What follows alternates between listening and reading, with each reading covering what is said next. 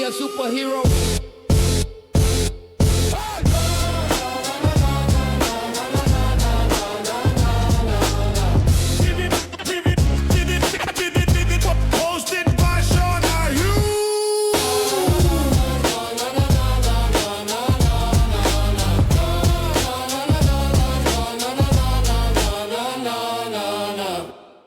And be a super VVHL LIVEWIRE.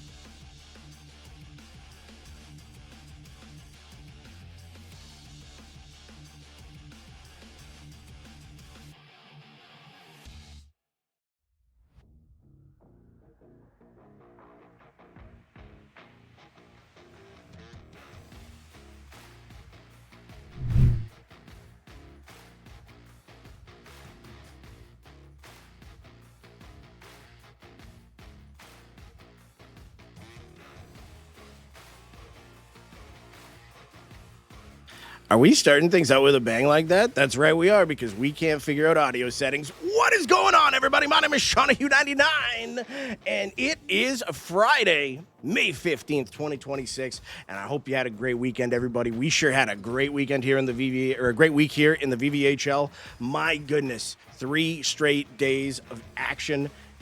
It just didn't get any better than everything that we got there. I just cannot stress how awesome all those games were. We're going to be talking about a lot of that tonight. We're not going to be really going over top 10s. Playoff LiveWire is a little bit different, where we're going just over the series. We're going to be talking about things, and we're going to be looking at our predictions for the next round. Luckily, I got 2 of the best brains the VVHL has to offer here. Starting things off, it's Mr. Back Blast Dan. How you doing, buddy? Oh, man. Well, first off, what a first round of the playoffs. Shout out to my bruisers. I appreciate you boys battling all season, and tip of the cap to the Crease Police for swiftly slaying us. So wait a minute. Shout out to the boys. Can they not hear me at all? Oh, you guys can hear me. If you can hear me, clap once. Okay? If you can hear me, put your hands up. This technical error is brought to you by KXKShop.com. KXK Shop. If you want a jersey, you want a hat, you want something that says VVHL, or not VVHL on it, go to KXKShop.com and use the code VVHL15.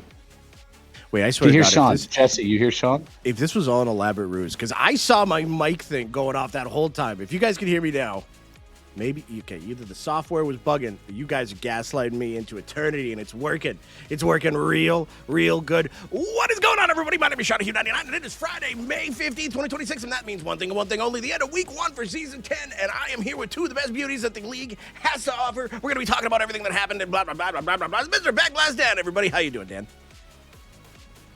Hi, I'm Dan. This is a great week. Pleasure to be here. Glad to hear it. Mr. Barrel Age Superhero is here with us as well. How you doing, buddy? I'm doing good. It was a good week of hockey. We're down to our semifinal matchups, and I'm looking forward to seeing what those matchups are going to look like based on what happened in this week's action. Hell yeah, I can't wait to go over it. There was so many great series, especially the Game 7s that we saw yesterday. And I see Showstopper, Zaner, and Luigi all in the chat there. I knew you were gaslighting me, you sons of guns.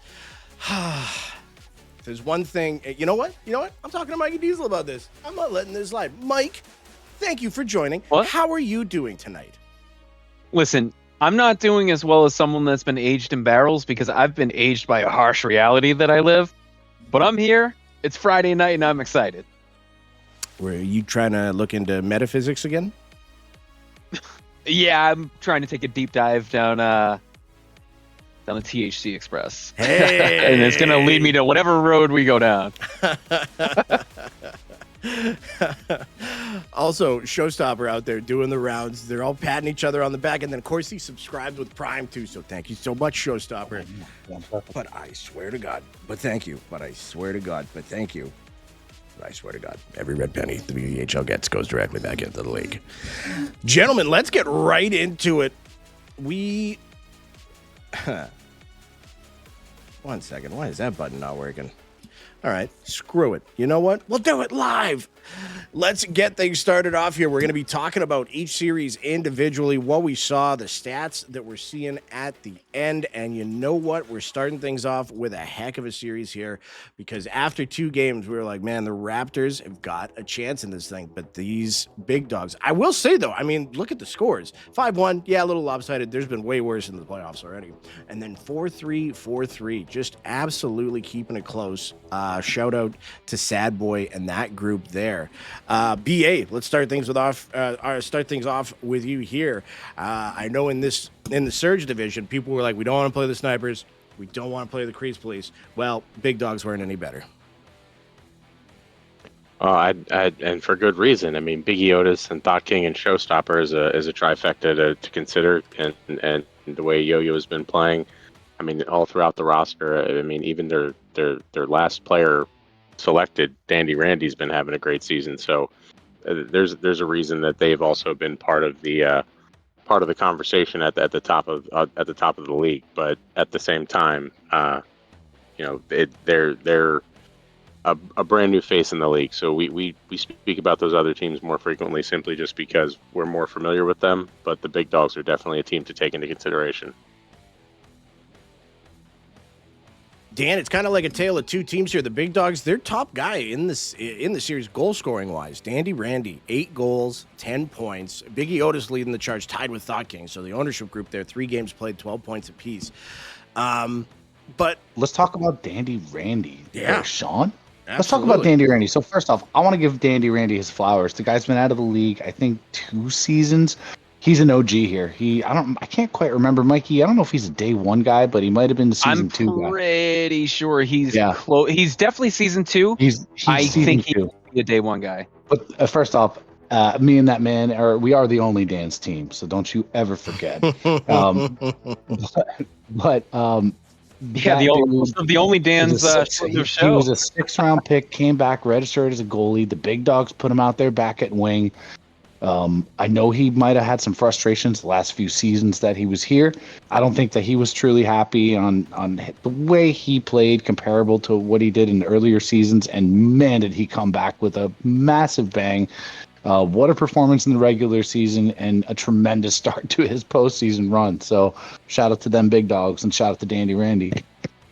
Yes, sir, Mikey. It was also a goalie battle all the way through. I mean, top to bottom.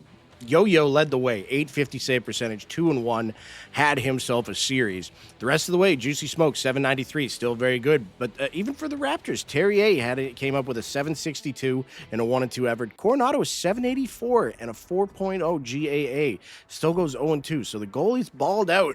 It's just a very, very strong Big Dogs team on the other side. Yeah, and you see a guy who didn't even get any time in net with one Sad Boy. He won a cup in net last season. So it was definitely a wealth of good goaltending there. Juicy Smoke is a guy that started his season with us. We drafted him, and he posted a shutout on his first night of playing net, and yeah, just phenomenal all around. And you know, this series was a bit of a tale of two teams. I mean, you have we put all these protocols in place for our ownership groups to kind of level the playing field as best as we could, and then the Knights decided to trade out of their first pick at second overall, and the big dogs jumped up in there, so they were able to acquire the number 2 overall pick, and they grabbed, you know, Showstopper to go with them. So it's just been unbelievable for them. And then on the other side, Sad Boy had a couple tough losses in the season with someone like DMB Dex, who's just takes over games. So the fact that they were able to rebound, make the playoffs, and make a good run and take one of the games against the big dogs, I would think would have a owner like Sad Boy as a very good candidate for owner of the season. Yes, sir. Yes, sir. Great job by both of these teams. Very well drafted. Again, yeah, just the Raptors running into some really, really gosh darn shitty luck. The next series, and this one is one I think that a lot of us had going 7, but I think it just shows how good the back alley brawlers really are. They take down the Egg Farmers 4-2. Egg Farmers taking the first 2 in that one. Back alley coming right back at them. Goals, though, very close. Back alley 28, Egg Farmers 23. So pretty close scoring, but you know, it's once you get, especially a guy like White Castle out there too. I mean, we're going to talk about Stefano, we're going to talk about Bulky, but White Castle has just been an absolute monster this season. On the other side, Rifle Drum, Crazy Kraut, and then Nate Farms. I mean, that line is absolutely insane. So the fact that they got booted from the chase should tell you how strong this back alley brawlers team really is. BA, starting with yourself. I mean, I think we kind of saw this one going 7, didn't we? I don't think we really knew what to take into consideration for this one. It was going to be a tough way either way. These are 2 very, very talented teams with a lot of talent. There's no doubt about that. But when Stefano's able to put 13 in the net over the series, White Castle's able to put 11 in over the series, you're gonna have a hard time fighting against that. That's high level offense from the two weapons that are designated to do so for the back alley brawler. So it was going to be tough sledding just because of how well they were playing. But honestly, Ascend was playing incredibly well as well, and it was just really a tough overall team effort of success to overcome for the Egg Farmers. Dan, I believe Grims was a Brick City, USA resident at one point, was he not? No, Grims was not. He was a Mega Flower with that's what it was. Yeah. Juicy Smoke. So yeah, it's fun talking about former players that we traded away doing well in the playoffs. That's right. Great. Mikey, tell me about Grims. 2-0-1 and 825 and a 333. Any team would kill to have that sort of performance in the playoffs. Yeah, exactly. Yeah, it's just man. Yeah, that's man. It's nothing like eating some poop soup on a Friday night. Still, on the other side, though, why am I so robbed? By far took over the series. 3-0 for him, and 840 with a 133 goals against. That is absolutely insane. Dan, the goalies are coming out to play in every series so far. Yeah, and Raw is a former bruiser, and he was a trade to them earlier in the season. It's great to see him performing the way he is. He's a stand-up dude, an unbelievable player. It's the first time I've ever seen him playing net in our league. But I mean, the guy's an ultimate weapon, playing top 10 goaltending, can play anywhere out as a skater. And on the flip side, you have a guy like Highborn Pigeon, who's been a steady goaltender in this league for, I think, 3 or 4 seasons now, if not more. He's kind of a quieter guy in the Discord. But him and Bulky have done a tremendous job putting this roster together top to bottom. The fact that you have Bulky Ricky Micro, another top goalie in this league who is performing at the level that he has as a skater, says something too. But yeah, the goaltending top to bottom, even Outcast put up a 780 save percentage in 3 losses. I mean, goaltending out the wazoo in this series, just bananas. Yes, sir. Yes, sir. In our next series, Dan, close your eyes. We don't want to talk about it. But Crease Police is the league's top team for a reason, and these boys came out to play. Crease Police taking down Brick City 4-0, outscoring them 26-11. Scub Daddy leading the way, tied with Boss Games, 13 points apiece. Shaw, 256 BTC. 1 game played, 8 points for him, though. Mayors, 3 games played, 8 points. On the other side, Rattlehead, 7. Backblast Dan, 6. Mitchie, 5. And Buck, 5. Goalie-wise, though, Easy Dunk and Aquino, 859 and an 857 for the 3 and a 2 GAA. They absolutely killed it. Rattlehead had himself a little bit of a rough go in the 1 game he played there, but Grimmeister actually did pretty solid. 742 is not too bad, especially when you're facing down the Crease Police. But, Dan, there's nobody here better equipped to talk about this series than yourself. Tell us what happened. Yeah, absolutely. First off, I want to give we talk about Rattlehead, the 1 game that he played in net. Rattlehead is not a full-time tendy. We had some availed challenges. We've also had some new folks that have hopped onto the roster in the past few weeks.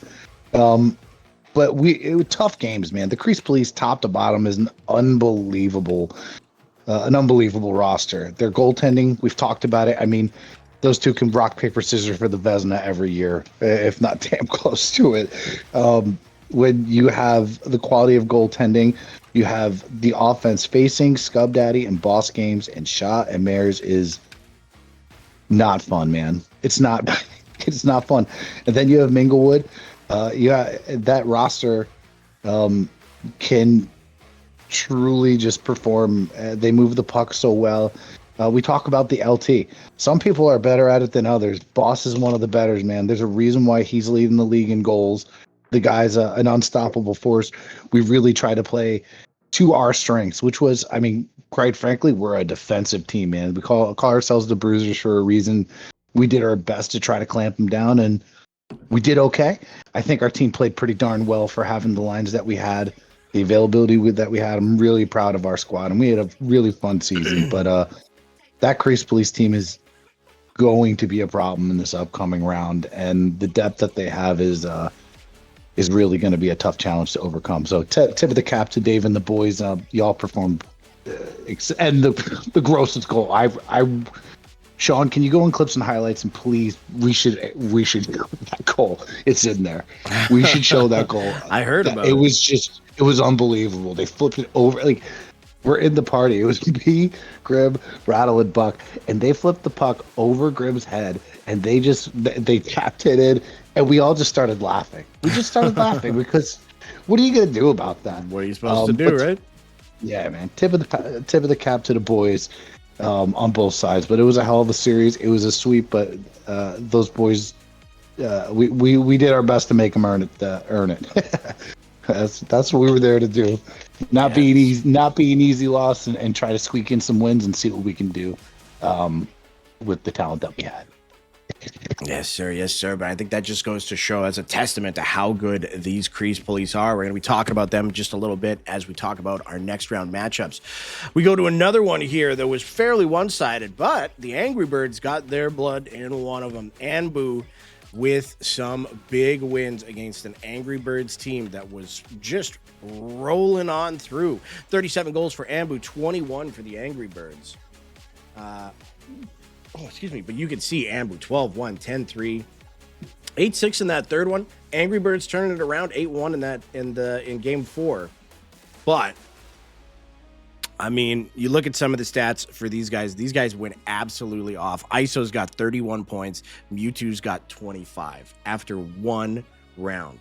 That is absolutely insane.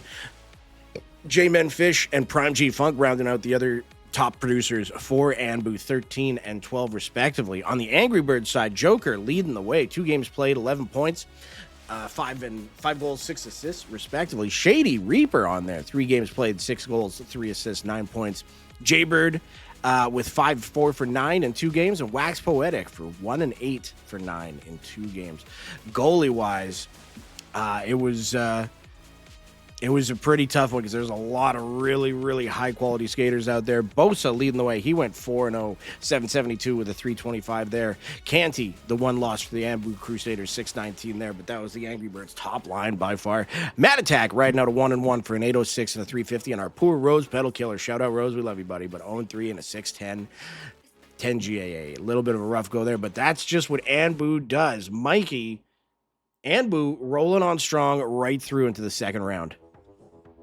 Dude, so I'm just looking at the points. In 4 games, ISO got 31 points. The Angry Birds, as an entire team, 38. This dude was 7 points away from tying and then outscoring an entire team by himself with 16 goals, 15 assists. And a guy that doesn't get a lot of the credit that he deserves is J-Man Fish. Good Lord, he is like, I don't know, like he feels like like just that perfect complementary piece that does everything right and doesn't get the credit he should get, but he contributes every single game in major ways. And Prime G Funk is fine. I don't know. He's okay. He's an alright guy, I guess. Whatever.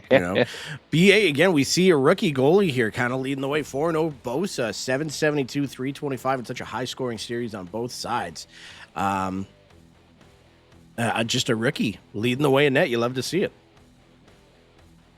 Yeah, Bosa came into the series with a lot of opportunity to really prove himself against some very high-level talent, and he did that. And he was able to hold up against them in every game he played in the series, and it was an impressive performance throughout.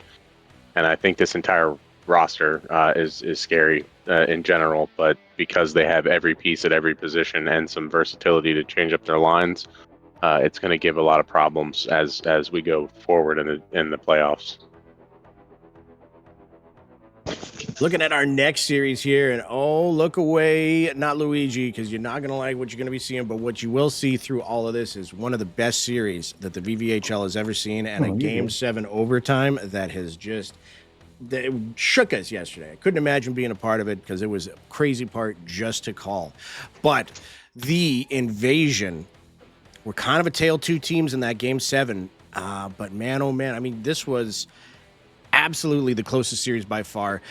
27 goals for the Invasion, 26 for the Degenerates, and that one lone goal is the one that moved the Invasion onto the second round. Mikey, PT, and JG, and Scheif, all the 3 top performers for the Invasion, 21, 21, and 19 respectively.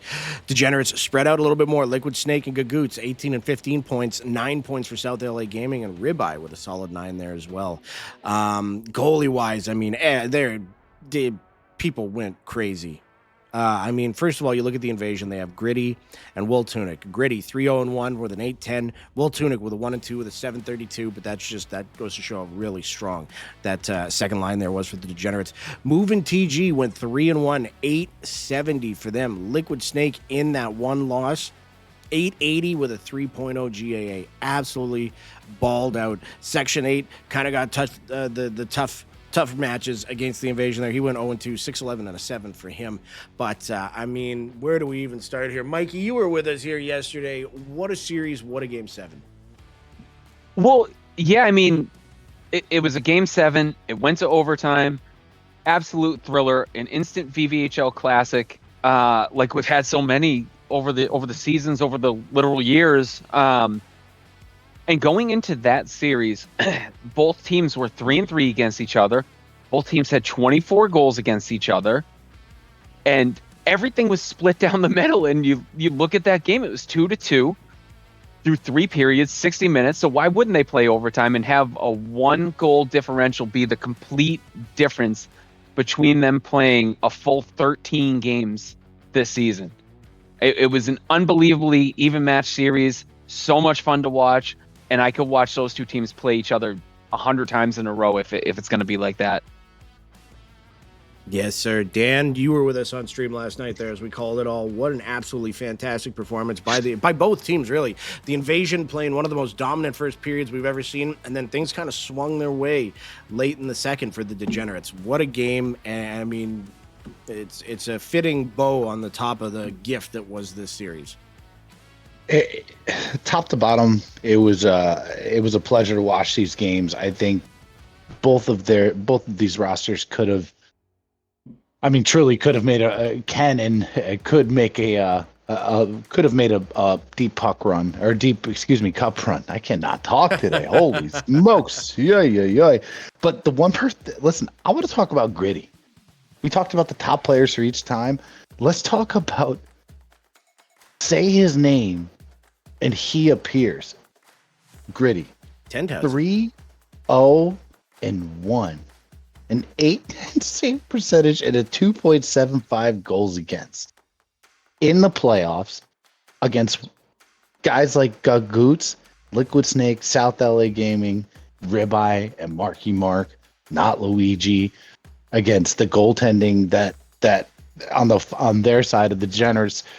But Gritty really stood on his head in this series, was an unbelievable difference maker for this squad. And I think the X factor in this series was Gritty. I think Gritty kind of was that push. And it seems like JG and Freddie and Mikey PT always bring out the best in their goaltending because they're defensively just tremendous. But the one thing we want to talk about with the Invasion, you look at not only the way they move the puck, the amount of times, I think in Game 7 alone, I think they doubled the amount of passes as the Degenerates total in the game. I'm not talking about puck position, just total passes. They move the puck so much, they cycle the puck so much, and when you have that level of possession, you're playing that type of defense, you're going to be really tough to beat. And the Degenerates took hats off to those boys. Marky Mark and Not Luigi put together one hell of a team. That roster was deep and dangerous, and they took it to the Invasion till the very end. And yeah, I'm excited to see what JG and Freddie do in the next round. I'm very curious to see how they play. But the puck movement was just so good. It was crazy. It was a pleasure to watch. We'll be going over who the Invasion will be playing in the next round. Gentlemen, before we go on to the next one, BA, Mike, anything to add? No, you started with me. Oh, yeah, I did. Hey, Mike, do you have more? Another round table? One more round table? Yeah. Sorry, BA, go ahead. I was just gonna say this was a great series. That's all I wanted to say. It was just a real pleasure to watch. It really was. It really, really was. Speaking of Game 7s, a little bit more one-sided in the Game 7 on this one, but what a series. And, I mean, the stars really came out to shine in this one. As the Portage Money Shots defeat the Polar Titans 4-3 in a Game 7. They did it in 6, but they had a illegal player out there that was playing 5 games instead of 4 in the first 6, so that was a forfeit for them. Still take it home in Game 7. I know Jesse was absolutely gutted about it. So, we don't try and cheer one way or the other, but it is nice to know that Jesse doesn't have that on his shoulders until the next season. Portage Money Shots leading the goal scoring charge, 39 for them, 28 for the Polar Titans. Thompson, King Yeadle, and Day. I'm sorry. Thompson, 5 games played for him, 16 goals, 8 assists, 24 points. Absolutely killed it. King Yeadle as well, 14 points for him in 4 games. Day, 14 and 4 for him. Jesse, 13 and 3, tied with FaZe Toxic. So spreading out the scoring a lot, but Thompson still really leading that charge, 24 points for him. On the other side, the Polar Titans, Parks TTV leading the charge for them, 23 points, 8 and 15. EK Metal and Whistling Cloud tied with 19 apiece, 10 and 9 and 6 and 13. Goalie-wise, Vadano, my goodness, 2-0, 933 with a 150. Collier, 2 and 1.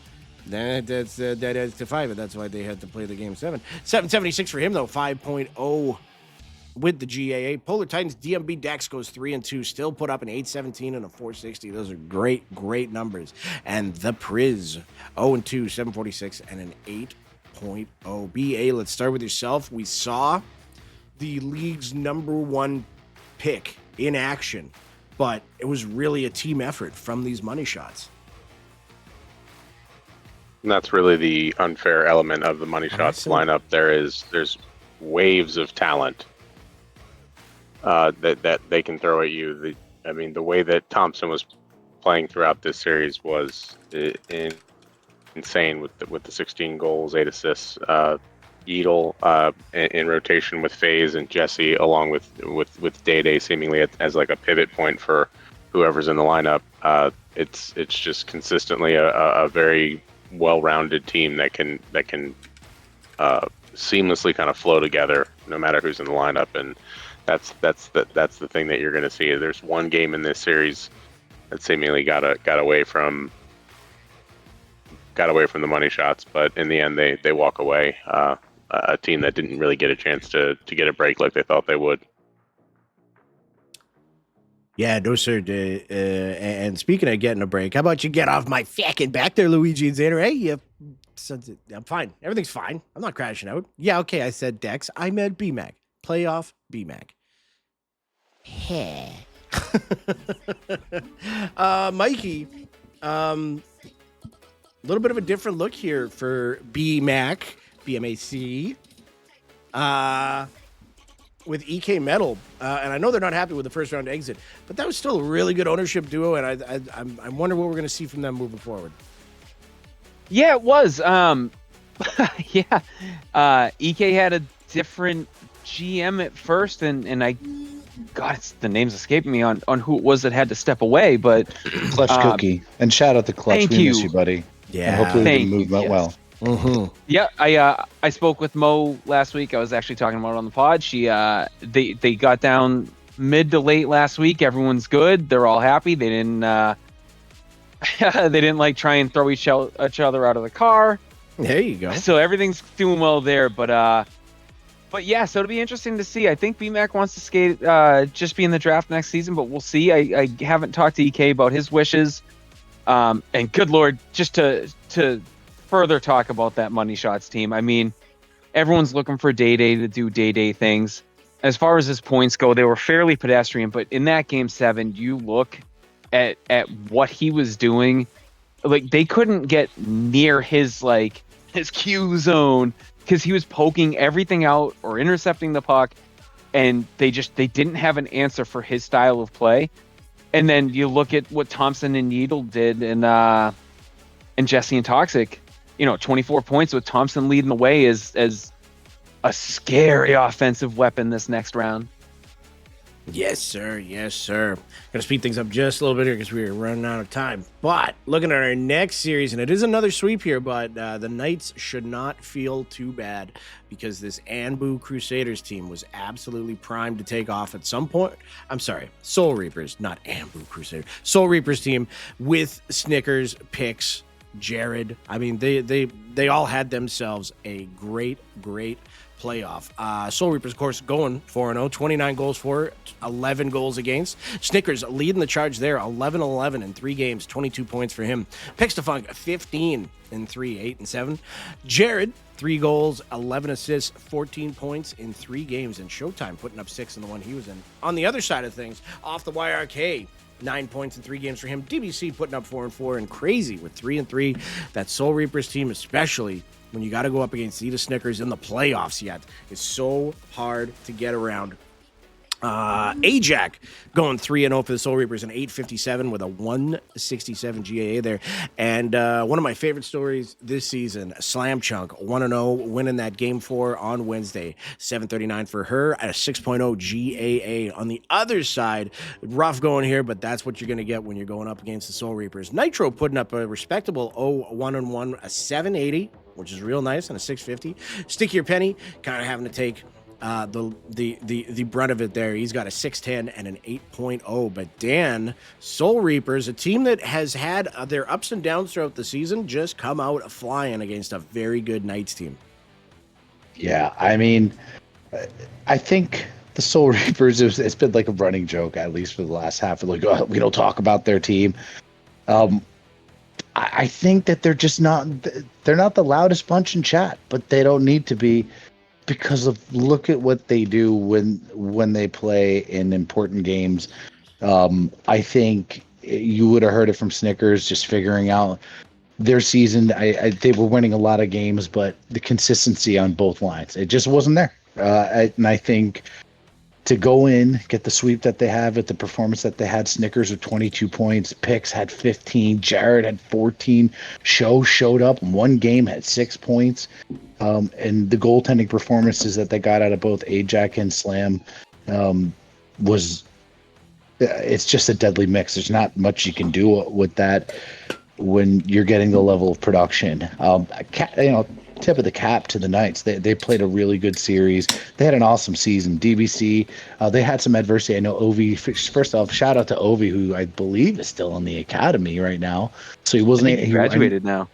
Oh well, congrats, man. I know he was in the academy. They were shorthanded. They're trying to figure out lines. But they had one hell of a season, and they played a great series. It's just they ran into a team that's coming in with the best chemistry they've ever had, performing at a high level. That locker room is all talking. You see those guys online together almost nightly, and so whether it's a handful of them or all of them. I think the Soul Reapers are coming in with quiet confidence and very much ready for the next round. Yes, sir. Yes, sir. BA, Snickers, statistically one of the best defensive forwards to play against, still puts up a very, very respectable, 22 points in the 3 games he played. What do you think we're going to see from him in the next round? I think more of the same. That's what Snickers has become known for, and really we've seen very little rattle that kind of performance out of Snickers. He's pretty consistent with it. So, and that's the problem, is that he's seemingly getting better on offense, still bringing that defensive capability, and honestly, he's put a team around him that has been playing incredibly well. I mean, just what was done in this series is nothing to sneeze at. I mean, Ajax's performance alone in net is worth a conversation of itself. But I'm very interested to see if this can be reproduced, but at this level. But regardless, I think we're still going to see a lot of the same out of someone who's always in competition for the Bobby Clark. Yes, sir. Yes, sir. And Mikey, I'm going to need your help with this next one because there's going to be a little bit of crying. Can I just say something really quickly? Absolutely. You said people aren't saying enough things about the Soul Reapers, right? Wasn't that what you just said? That was kind of like a running joke for the last couple weeks. Yeah, boring. Next, you're right. Fuck those guys. No, I was just gonna say. No, you're right. Dan's right when he said you see him online every single night, playing with someone, anyone, nobody. And one of my favorite things, I love when I sink my claws into that group and drag them into a draft lobby, because holy shit, what a fun bunch of dudes and ladies. And shout out to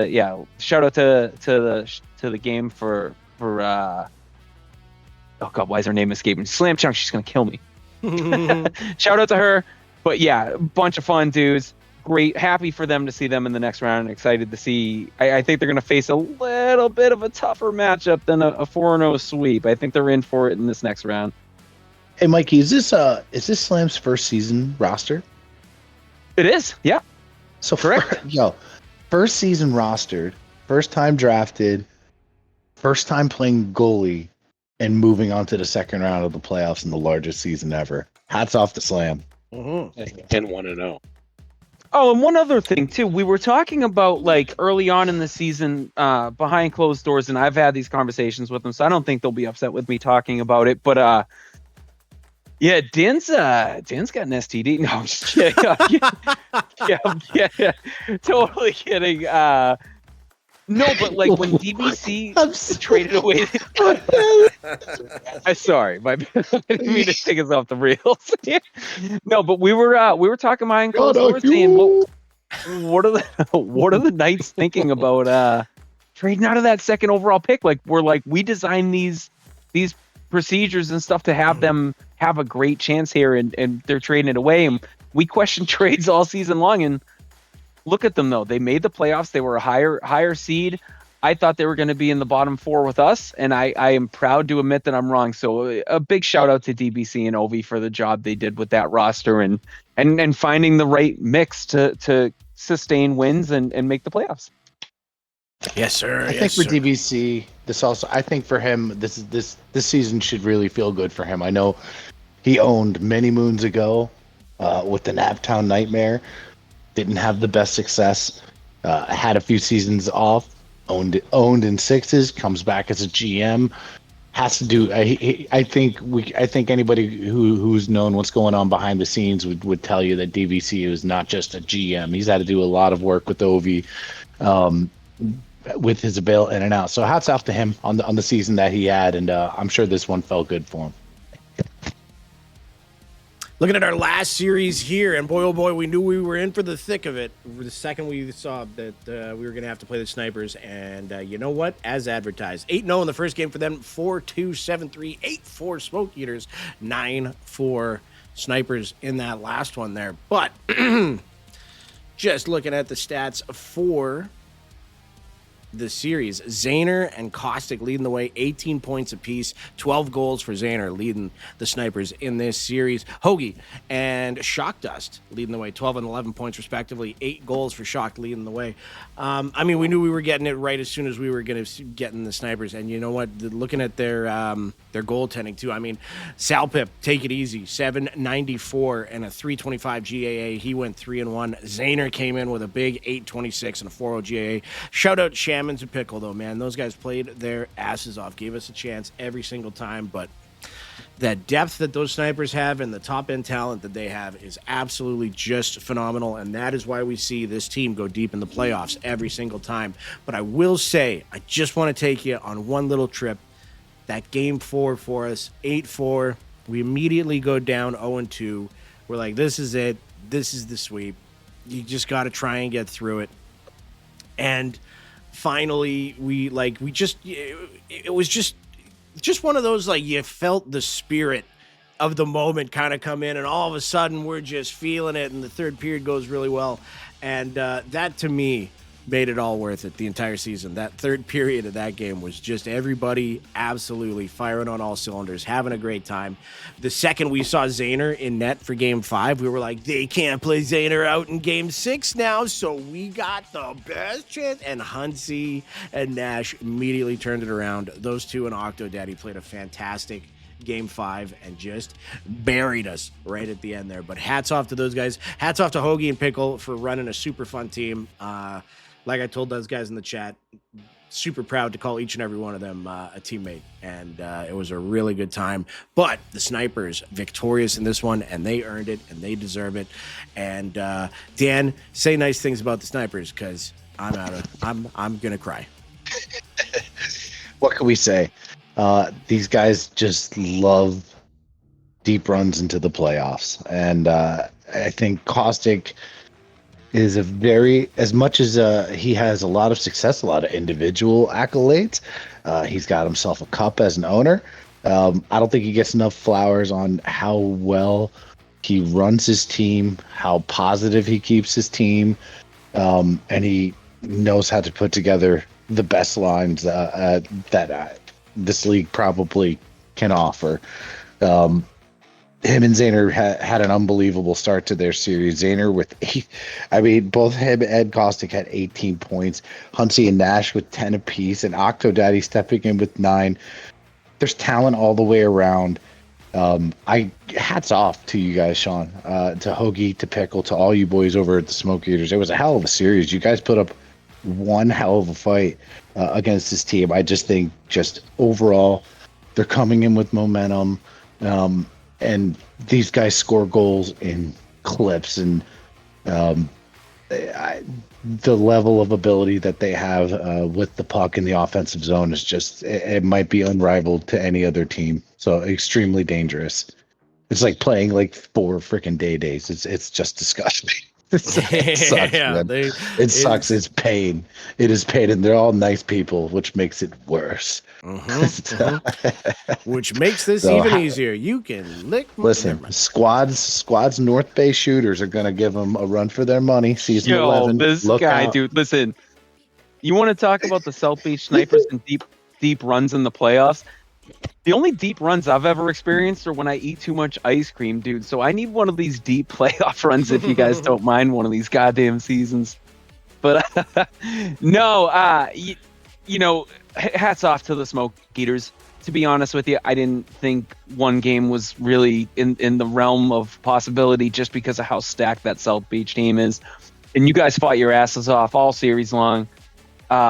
It's very unusual to see a team with Hoagie in management. I know he was the GM versus the owner, but typically when he's in management, you don't really see a lot of trades, especially that late in the season. He's a creature of habit as far as getting lines to play together, chem games every single night, and just kind of figuring it out with what's drafted. So to see like a late trade deadline trade happen like that, I wonder if that kind of had a little to do with the psyche or the mentality in the locker room. Sean, you could probably expand on that if that is a thing, or if it just shook up kind of the vibes that were there, or if it you know what I mean, or if it just didn't click or whatever. I think so. One of the issues that we had, and this is not making excuses, but I'm just thinking back to frustrations we had this season, is that like everybody on the team is left-handed. And everybody's used to play on the right side. And I think that really kind of played into things a little bit. I mean, it's not an excuse, but I know that was one of the things where we would be like, there always feels like there's one guy that's just not where he should be, sort of thing. And that was kind of tough to overcome. And yeah, it sucks because I was really, really excited to play with Hoagie this year, and he was as advertised. But you need such depth and such chemistry in this league, and that is what makes it special. That's why when there's one team left standing at the end of the year, we know exactly all the trouble that they had to go through to be called number one, and that just wasn't us this season, and that's okay. You take the lessons you can from it, and you cyberbully Caustic under 72 alt accounts until he eventually snaps, and that's what I'm going to be doing with my off season. Hey, you ever see those memes or like just like it's like whole flip books of pictures, and like I'll give you two scenarios. Like one is like young bubbly like early 20s couples and stuff, pre-kids, and then like it's 4 years later and they have like two young kids and they're just like disheveled and all that. Or like a president's first picture the day before he goes in office, and then the day he leaves he looks like he's aged like 30 years. Right. Yeah. From like just the stress of the job. Like that's what these playoffs do to teams. Like our playoffs in the VVHL, especially now that we've expanded to 16 teams, like I can't speak for everyone, but for myself, God, do these games take years off your life, man? It's like such an unnecessary stress for such a stress reliever of a video game. But man, when the stakes are high, the chips are on the table, man, and the cards are down, it is, man. It takes a lot out of you, both mentally, physically, and spiritually. Why not? It does. I'm still not over the back-to-back-to-back overtime losses to the Blue Dragons from like 4 seasons ago. I still like every time I think about it, I can still physically feel it in my chest. It's an extra like chink in the armor, and like a callus forms there. Exactly. You're just battle hardened the whole way. Yeah, exactly. Well, that is it for our round one matchups. BA, why don't you get us started off here? Let's look at who we're going to be seeing in round two, and we are starting off with an absolute banger. It is going to be the Soul Reapers versus the Portage Money Shots, Snickers versus Day Day, and the crew on both sides it's going to be Rocky 3, really, is really what it's going to be. Yeah, this is not going to be an easy battle any way around. It's the way Snickers and Pixtafunk and Jared are playing together is high level. We just talked about how Ajax was playing so well. Slam Chunk's been playing great. VTech Thunder produces pretty much everywhere that when he's playing. Same thing for Showtime. So Slawball also brings a strong defensive effort. So it's a very well-rounded team. The problem is that they're running into what is also a very well-rounded team, and has been considered one of those teams that can interchange and bring you a lot of different threats, no matter who their line is. So I'm very excited to see this battle of between these two teams, because I'm not really sure who's gonna take it away. I can see either team getting the better one of the other, but if I'm just basing this off on pure offensive ability, I'll go money shots, just because I think they might be capable of scoring a little bit more, but it's not like I'm saying that with any sort of confidence. Truthfully, I could see it going either way. Dan and Mikey, I'm going to pose this one to the both of you guys at the same time, because it's very rare that we get this exact scenario where you get one of the best defensive forwards that is an absolute juggernaut defensively, offensively, in Eda Snickers, versus one of the best offensive defensemen that is also a juggernaut in his own zone. It's going to be Eda Snickers versus Day Day. What are we going to see when these two guys go head to head? Dan, go for it. You go for it, Mikey. You go for it. Give me 1 second. Oh man, I don't want to throw shade. It's time for Mikey D's. Here, you take one team, I'll take the other. How's that? Okay, yeah, I'll do take that? footage. Yeah, this is gonna be Mikey D's insert foot in mouth in 7 days segment. I feel, because every time I make a bold prediction, it typically blows up in my face. I think this is the money shots. I have them earmarked to take a gentleman's sweep 5-1, or I'm sorry, 4-1, going into the conference finals. When we're talking next Friday, I give the edge with Vedano and Collier. It's not a huge edge, but I give them an edge in goaltending over there, over the Soul Reapers. Offensively, I see them as even. And again, that is absolutely no disrespect to the Soul Reapers. I just feel with Thompson and Yeadle and Day Day and Jesse and Face Toxic and Irish Zeta, they're goaltenders. Those boys are just ready to roll. And that is, again, no disrespect to the folks like Showtime, Jared Picks, Snickers, Ajax a beast in net, Slam Chunk's great in net. But I feel like the money shots coming out of that first round, going 7 against the Polar Titans, I feel like this will be a bit of an easier series for them, and that is absolutely no disrespect to the Soul Reapers at all. Yeah, man. There we go. That was Mikey's disrespectful segment. Dan, what about you now?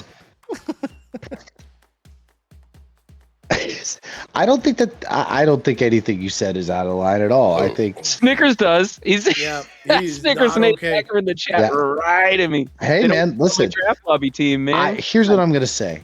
I honestly think the Soul Reapers. We keep talking about it.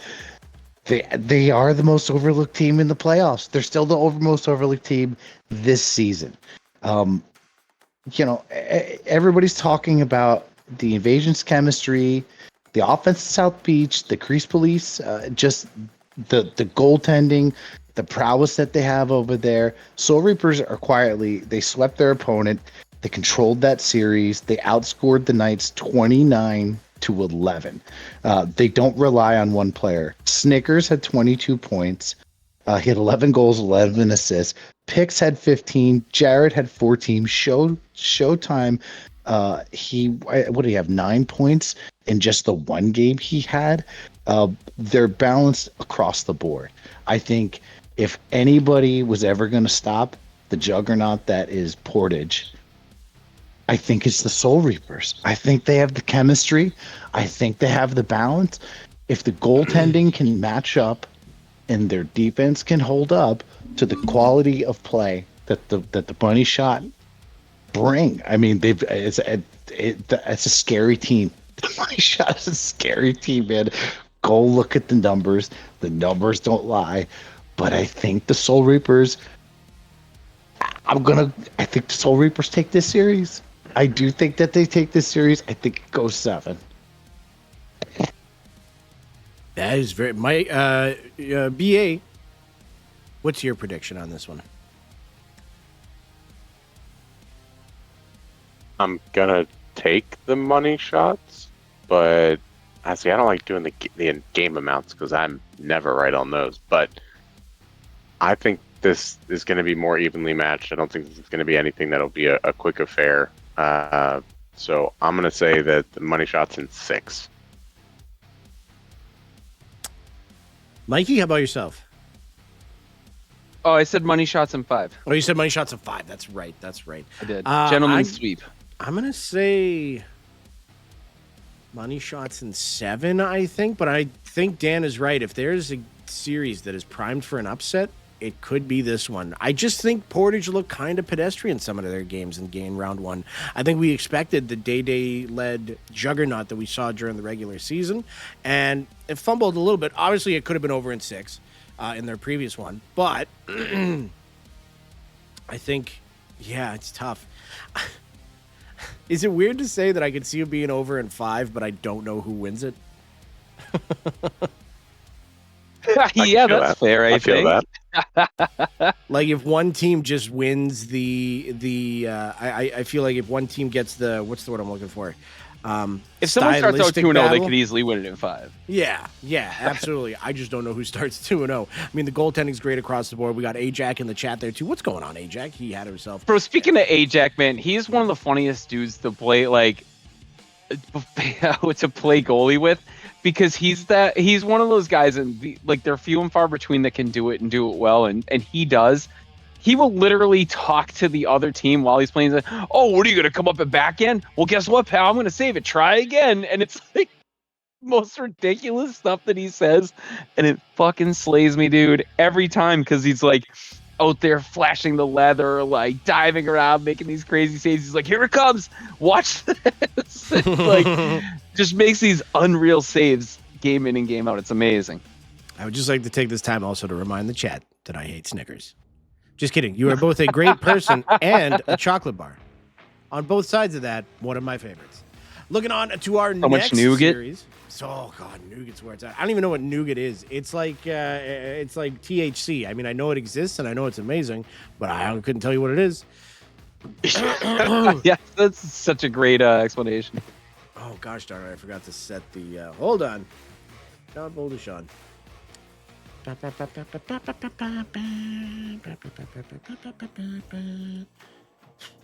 No, that was it. Yeah, what the hell? Arrow right, arrow left. Oh, 1 second. Hold on. We were doing. Should I practice freestyle rapping right now? Yeah, yo, my name is Mikey Diesel, and I'm here to say. Speaking of that, though, while you're brought to you by Orego Quint. Yeah. Reggae stretch bands. But I'll tell you, man, I picked up barbecue at a place one time. I just walked in there, and the guy's like, "Oh, you picking up? Did you call ahead?" I was like, "Yeah." I called ahead. He's like, "What's your name?" I'm like, "Mike." He's like, "Last initial." I go, "D." He goes, "Respect." I was like, "Oh, I got that." He's like, "Oh, thank God." He's like, "I did that to another Mike D," and he was like 20 and had no idea who the BC Boys were. Hey, looking at the other side, or at the 1 second. Why am I not finding this bag? Oh, you on the Google form? Because I was wondering the same thing, but I figured you had it figured out. Oh, that's right, because I copy and pasted from 2 different parts. Bag. I put the new series head to head in there as well, so that we could read things are easier. And the only one I see is the Soul Reapers and Money Shots. I didn't know if there was another one missing. I swear to God, there was supposed to be more, and there. Oh yeah, there was. Big Dogs versus South Beach Snipers. Hold on. Yeah, it's there. Yeah, I mean, there's like 4 more matchups, right? Mm-hmm. But there's only 2 there. So who do the Crease Police play? Crease Police play the Back Alley Brawlers, and that's a Game 7 series if I've ever heard of one. That really is, because you got Stefano and White Castle versus Dunk and Aquino, and they both got strengths all over the place. Obviously, we got to give the goaltending to the Crease Police. I don't think there's any question there. That being said, why am I so raw? 3-0 with an 840 and a 133. That's pretty gosh darn good. against a very strong Egg Farmers team, but Stefano, White Castle, Ascend, and Microbe versus, on the other side, Scub Daddy, Boss Games, Chateau 56, and Mayors. I mean, it's going to be crazy. Mikey, let's start with yourself here. I mean, where do we even go with this one? It is going to be an absolute Sounds battle. like you just... And I'll be right back.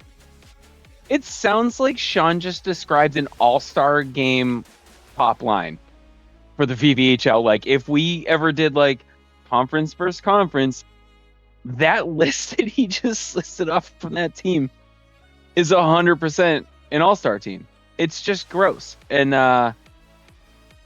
man, again, I said it the other night, like, you feel like you're light years apart from some of these teams when you're seeing the way they perform on the ice. And my God, the Back Alley Brawlers are just one of those teams, like, again, Stefano, White Castle, Ascend, Bulky Microbe, Highborn Pigeon, and Net, like, that. It's just, you look around that team and you check the leaderboards and they're all at the top of it. They're all phenomenal players. They're all playing well, cohesively. White Castle, severely underrated. He still puts up stats, but still insanely underrated. Yeah, it's going to be so much fun to watch this series. Well, I've got to pose a question to you, Mikey, or anyone else would like to answer it. This is bourbon barrel aged, team... please, my favorite. Damn you, sir.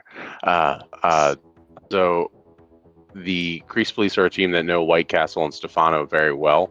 They were on that team last season. Is that something that is an advantage to the Crease Police, or is that something that isn't really going to play that much of a factor, do you think? To be honest, I think that these guys all play together all the time throughout all their different leagues. A bunch of them came from the same threes league together. A bunch of them play on a sixes team together. So they're constantly playing with, against each other, draft lobbies, LFGs here. I really don't think it's going to affect them too much because they've kind of, as far as the goaltending goes, I'm pretty sure Duncan and Aquino have seen everything that those boys are going to be bringing. It's just going to come down to their reads. It's going to come down to their vision, their angles, how they corral rebounds, and if EA feels like letting them win a game or not. I don't know too much if they're like that length of a book is out on people, if it's going to make that much of a difference. I think more the goaltending will make the difference. Just as far as how they're feeling that day, how they're playing, the flow of the game, and making those all important reads.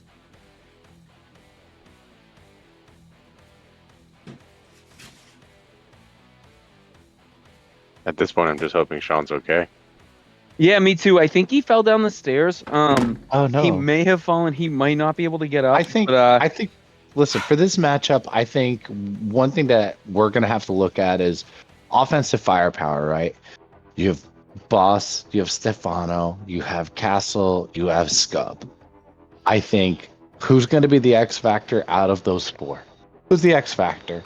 Who's going to come in and really perform and get those needed goals? And for the goaltending, Rawl had an unbelievable series. We gave him his flowers earlier on the performance that he had in round one. Can he hold up with that? And I think for the Crease Police on the flip side, not to knock my own team, but I think there's a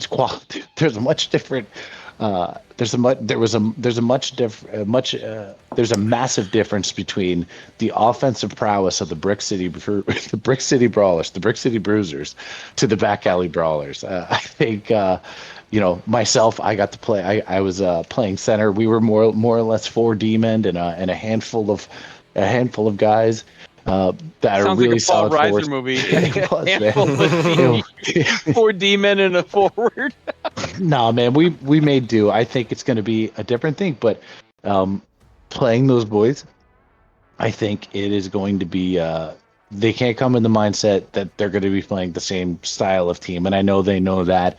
But come out and be ready for a lot of that left trigger. It's going to be a much different style of play.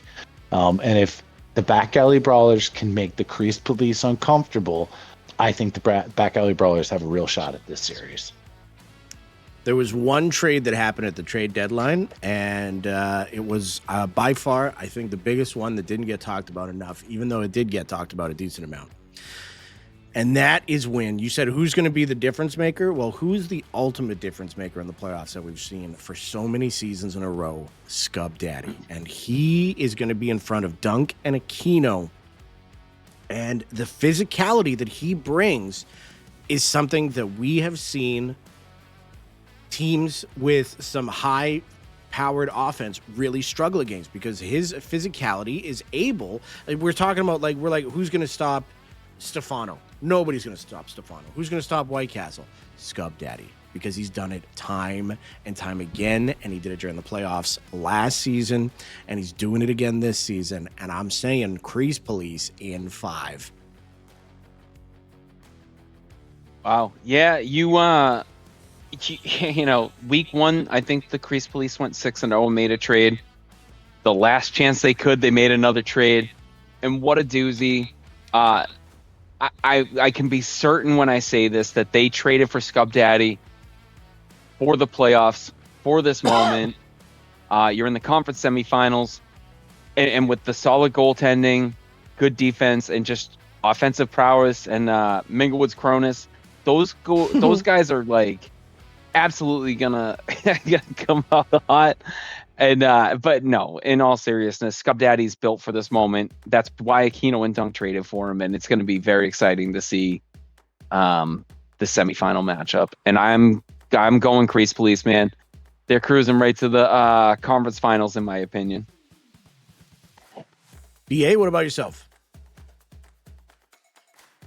I think that there's a concern on the brawler side about how many goals that they allowed in the last series, and you look at that's the strength of the Crease Police. Whereas the Crease Police, if you look at the skater to skater statistics, definitely more points on the back alley brawler side. So I think there's a capability to bring some strong offense, but we've seen this Crease Police team do pretty well against every lineup. Not that they haven't had their struggles here and there, but majority of lineups they face, they do pretty well against. And I think they're going to figure it out over a series against the same shooters over time. So I do think that maybe it'll take a little bit longer than we think. So I'll say again, this is one that might surprise, but I think this is one that'll go 6, and for the Crease Police. Ooh, I like it. Dan, what about yourself? Dan's not here. Hey, Dan's not here, man. Let's talk about our next series, Anbu versus the Invasion. And it is going to be team structure versus all-out firepower. Anbu, of course, sweeping. I'm sorry, no, they lost one. They 4-1 against the Angry Birds in the first round, but ISO and Mewtwo are in prime form. 31 points, 25 points, respectively, between the two of them. The Invasion, on the other hand, did not struggle against the Degenerates, because the Degenerates were a fantastic team, so you would expect that to happen, but they were less dominant against a superior opponent, I would say. That being said, Mikey, PT, JG, and Scheif, that's the 3 guys that they have, again, leading the charge. 21, 21, and 19 points, respectively. They've got Gritty, they've got Wool Tunic, Anbu on the other side of things. They've got Bosa and they've got Canty. It is going to be an absolute slobber knocker, back and forth, goaltending wise and everything. But gentlemen, I think to me, this series comes down to the team structure of the Invasion versus the elite scoring offense of Anbu. Mikey, who do you think takes this one? Oh, I'll see you guys next. 6 days from now, I'm booking it. I'm not making any plans. I'll see you for Game 7. I hope I'm right. I have a feeling if I'm not right, I think Anbu takes the series in 6. I think if I am right and we're at a Game 7, man, it's a coin flip, and I feel like the Invasion and Anbu are heading towards overtime of a Game 7. This is an ultimate, like you've already said it, it's David versus Goliath, the immovable object, irresistible force, just the sound team game versus just pure elite scoring. And all the LTs and all the fancy dipsy doos, you're gonna get all of that with Anbu. But good Lord, are you just gonna play like a well-rounded, disciplined hockey team in the invasion, and it's going to be very interesting to see which play style, which strategy, and which goaltending can keep up with this, because both teams are more than equipped with high-powered scoring. So it's definitely going to be defense. It's definitely going to be goaltending and how well the team game works versus the fast break style of the Ambu Crusaders. BA, what? So one point that, as I think about this series, I think about one thing and one thing only, and that is the line of the invasion: JG, Mikey, and Scheif. And when they are on, they are absolutely dominant. But we've seen them go hot, cold, just even in between periods. We've seen them do it mid-period. Do you think we're going to see that sustained pressure from them that it's going to take to beat Ambu? I'm not sure exactly what the game plan is coming into this going against Ambu, because this is one of the more high-powered teams that they could have faced in the playoffs, and just in the way that so many of their players are capable of playing at a high level in terms of offensive firepower, but what they also can do pretty consistently defensively. That being said, I feel like you could say the same thing about the Invasion's not only core line that you're speaking to, but also a lot of the depth that they have. So this is truly what I think what Mikey said. This is one of those ones, much like the Invasion's last series. This is another series where it feels very possible that they face a team in green and have to deal with that issue of going 7 games. Who do you think takes it, though? Oh, I don't like that question. Ask me later. All right, you get away. Ask him next Thursday night at Game 7. That's right. Yeah, right. Dan, no, what about yourself? Sorry, I will actually try to make some sort of guess. And you know what? I said Invasion this far into the season, so I'll continue on that path. Dan, what about yourself? I'm going to say that in 7. Nice. So I'm going to start off with my prediction. My prediction in the series is the Invasion. I think you look season over season on the top defensive players, the top defensive teams. It's not just about the defensive players, it's about the defensive team play that JG, Freddie, and Mikey PT always get out of their roster. And it's not just how they play, it's about the way their team and the style that they have play. And the fact that they have the wool tunic and Gritty back there, I think if Ambu, if I was Mew and I was sitting here and I was like, man, who's the team I don't want to play? This is the team I don't want to play, because they're high powered. We're just gonna call it like it is. Left trigger, dominant style, very, very successful offense. I think if anybody's gonna stop it, it's gonna be a team like the Invasion. And it really comes down to is for the Invasion, for them to win, is the levees cannot break. And when they score, there can't be frustration. And you just have to move forward, and the offense has to also be clicking. But my prediction is the Invasion. I think it's the Invasion in 6.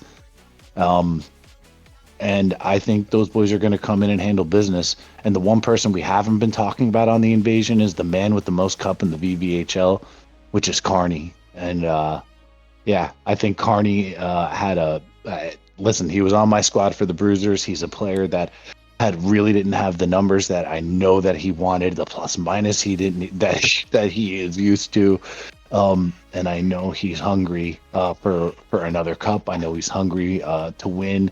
And I know that just from talking to him, the level of confidence and the chemistry that the Invasion have, I don't want to bet against that. Not against a man with that many cups. So my prediction is the Invasion in 6, but man, it's going to be a series. I'm going to give you 2 guesses just because this is how I feel. I'm going to say Invasion in 6 or Anbu in 5. I think we're okay. I think we're gonna know within the first period and a half which one of those I'd feel more comfortable with. I think the first game's gonna set the tone by quite a bit.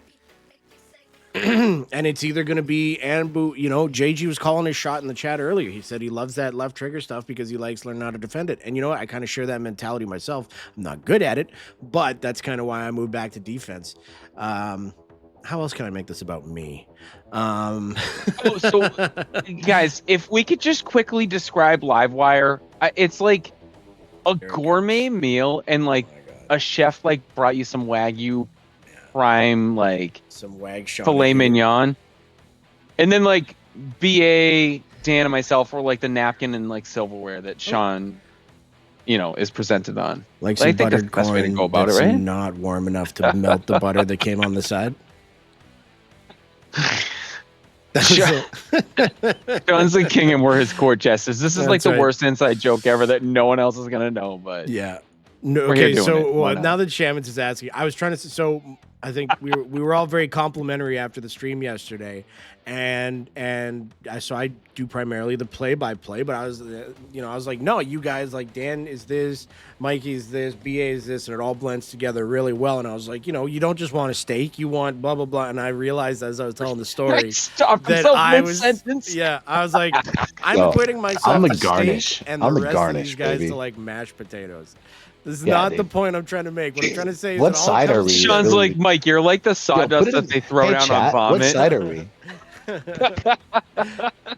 Look, it's like when you're making a chili, right? And you've got the chili, and then you guys are like the saltines. These poor guys are clamoring for a draft lobby, and we're over here making inside jokes. Look at me. Making inside jokes. Hey, let's go on. We've got the last series to go over here, and oh my goodness, there's some history there. Biggie Otis has just been staring into a mirror ever since this was announced, but it's going to be the South Beach Snipers versus the Big Dogs. We talked about South Beach earlier, outscoring the Smoke Eaters 32-17. Zayner, Caustic leading the way, 3 games played apiece, 18 points apiece.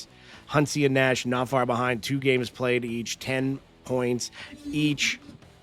And it is just through and through. They've got Sal Pip, who went 3-1 for him in the first round. They can run Zayner or Caustic in net if they want. They have options, and they have an elite presence at each position. Big Dogs, much the same. Took on a very difficult Raptors team that was coming in riding pretty high. Biggie and Thought, 12 points apiece, absolutely rocking it. We talked about Dandy Randy, we talked about Phil Kidd before, but in net, Yo-Yo and Juicy Smoke, 850 and a 793. So it is going to be, there's these guys are friends, but they're also the kind of friends that want to hit each other across the face with a guitar, Jeff Jarrett style, just to get over each other for a championship. So I think it's going to be really, really, really great. Dan, let's start with yourself. Tell us about the series, and then I want a prediction. Oh, man. So this is a series that is just offense, offense, offense. It's Sweat City. Between the Snipers won their series 4-1. Sorry, Sean. They outscored the Smoke Eaters 32-17. Zayner with 18 points, Caustic 18, Huntsy 10, Nash 10, Octo 9. Insanely balanced. The Dogs, on the other hand, they won their series 4-1. They outscored them 22-12. Otis, Thought, Dandy, Phil Kids. I think the biggest difference that's going to be coming up in this series, I think the South Beach Snipers just have a little bit more pedigree, a little bit more experience, and a little bit more chill. I think Biggie Otis is a man that can get a little riled up. I think Mr. Thought King, aka Mr. Mindheart, can get a little riled up. And I think the South Beach Snipers, I think if they play their game, they play well defensively, I think they win this series. But I think this goes to 7. I think it could go either way, but I'm going to take the Snipers in 7. PA, what about yourself? Uh, don't get me wrong. The big dogs definitely bring a very very strong lineup with their with what Big Otis. I mean, the snipers know just how good Big Otis is. They've had him on the roster before. With Thought King, with Showstopper. I mean, we talked about it before, but to give some love to some other players on that team, Phil Kidd and Juicy Smoke and Wiggity. And this is a team all the way through that you can look at solid performers, and the same thing you can say about the snipers. But it's just the snipers are at a very very high level, and they have been all season. And it's hard to see anybody breaking through that. No offense to any team in the league, it's just very hard to see anybody breaking through that right now. So I'm going to take the snipers, and I'm going to take the snipers in. I can't do a third 6 because that's the number of the beast. So I'm going to go with 5. Mikey, what about yourself? I'm expecting to be there on Thursday night to have 2 games. This is like the you talk about like wrestling tag teams, like the Mega Powers explode for all you younger people. Like, I don't know if the Hardy Boys broke up. Like, whatever. Actually, that's probably an old reference too. Hopefully, Matt Hardy's not getting beat up and Jeff Essen dances his way to the ring. But all these guys are familiar with each other. A lot of Flying Dutchmen are on this team. What do you say that hasn't been said? 2 high-powered offenses. The snipers are going to win this series, and only because I can't count against Caustic in a must-win game. I can't. He's just simply too good. And actually, as I'm looking down, I'm wearing my... all right. Well, yeah, we're doing a live read, boys. As I look down, I'm wearing a South Beach Snipers dry wick t-shirt from kxkshop.com. And I'm going to tell you right now, I love this thing. And we should be seeing the Rock the Swag page pop up a little more because we get a bunch of jersey winners that are getting their shit delivered. I'm getting the notifications, so need to see those in the Rock Your Swag thing. But I'm wearing my snipers gear. Love the color scheme. Those boys have done it season in, season out. I would never distrust Caustic in an early playoff game. I think he's geared for a huge matchup in the conference finals, and I wouldn't be surprised if we see them in the cup finals. But I say double OT, game 7. See you next Thursday night. I hope that's the nightcap and sends us off into conference finals week with them getting a double overtime win over the big dogs in a thriller. It is going to be a fantastic series. I can't go against the team that just knocked us out. I got to say snipers. I'm going to say snipers in 6. I'm going to go with that one. And that brings us to the end of LiveWire for the first round of the playoffs. We are going to be back next Tuesday, 9 p.m. Eastern Standard Time, where we are going to be bringing you round 2. I don't have to worry about playing anymore, so we're going to just have the whole gang together, just talking and talking and talking and going and yipping and yapping. It's going to be a good time. And gentlemen, thank you so much for being here tonight. Great talking about all these series. Lots of stars really proving why they have earned the superstar status. First of all, thank you to Infinite Madness for the graphics again. Dude absolutely kills it year after year, and this season is no different. Dan, yourself for all the graphic and audio work there. Mikey, are we going to be hearing from you on Monday? Oh, hell yeah. So I'm already taking notes. If we may give you a quick teaser for the Monday morning podcast, I've gotten 2 more people to write in under the podcast hub. They filled out the form, so I have a new unsung hero of the week. I have a huge mental health moment. I love the fact that it's anonymous. People are sharing things. Got a few things to talk about on Monday already. I'm going to go a little more in depth on the playoff forfeit. I'm going to go in a little bit on media. We're going to go in on some spicy stuff that happened behind the scenes this week with owners and prospective owners talking about things, and I might have made a big breakthrough in therapy, so we'll talk about that as well. It'll be a short 20 to 30, no longer than 30-minute podcast. It'll be out Monday morning. Dan is just an absolute beauty. We're still trying to hit our stride in that. I know I sniffle a lot. I don't know. It's You're whatever. doing I know I fucking like gasp amazing, for air, Mikey. but please, Stop honestly, any honest feedback, send it my way. Dan's a fucking legend, and once Dan and I hit the ground running and we're in sync, we're probably 2 shows away. But once we hit that level and we're in sync with each other, we're gonna be fucking dangerous, and look out. I think you're doing great, Mikey. Honestly, I think it's a great show, man, and I appreciate the candor that you bring, and you talk about your personal life, and I think that kind of the things that you talk about. It's not just about. I think it's important.